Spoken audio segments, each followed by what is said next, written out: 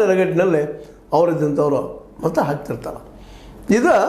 ಇವತ್ತು ಸ್ವಲ್ಪ ನಿಂತು ವಿಚಾರ ಮಾಡುವಂಥ ಈ PKPS ಸದಸ್ಯರಿಗೆ ನಾವು ಕೇಳ್ಕೊಳ್ಳುವಂಥದ್ದು.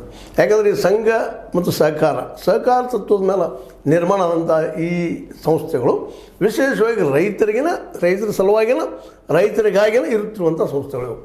ಅದಕ್ಕೆ ರೈತರು ತಮ್ಮನ್ನು ತಾವು ಇವತ್ತು ಮೆಲ್ಕ್ ಎಬ್ಬಿಸ್ಕೋಬೇಕಾಗ್ಯದ, ಎದ್ದು ನಿಲ್ಲಬೇಕಾಗ್ಯದ. ಯಾಕೆ ಹಿಂದೆ ಬಾಬಾಗೌಡ್ರು ಅಂತವರು, ಜೊತೆಗೆ ನಮ್ಮ DM ನಂಜುಂಡಸ್ವಾಮಿ ಅಂತವರು ದೊಡ್ಡ ದೊಡ್ಡ ನಾಯಕರಿದ್ದರು.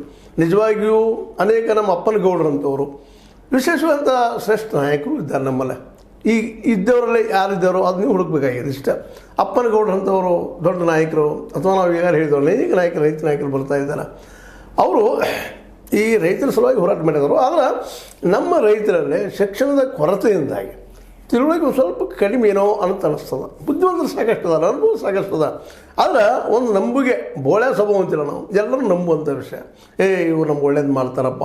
ಯಾಕಂದರೆ ವಿಶೇಷವಾಗಿ ಹಾಲಿನಂಗೆ ಮನಸ್ಸಿರ್ತದೆ, ಅಂಥವು ಕಲುಷಿತತೆ ರೈತರಲ್ಲಿ ಇರೋದಿಲ್ಲ.